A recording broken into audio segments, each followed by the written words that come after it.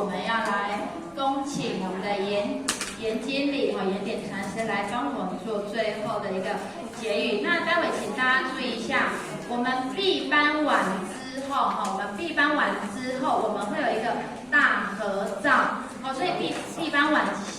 请那个各位贤贤不要急着走，我们会有一个大合照那另外后续也有请班主任帮我附答，是说因为我们11月22号需要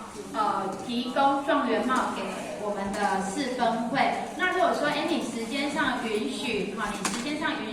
那午餐过后你可以留下来协助我们制作状元帽的浅显，在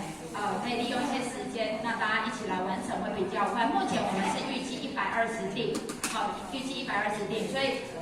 浅显如果时间不赶再请各位浅显来一起协助。那现在我们来恭请这个严典禅师帮我们慈悲大众请起立。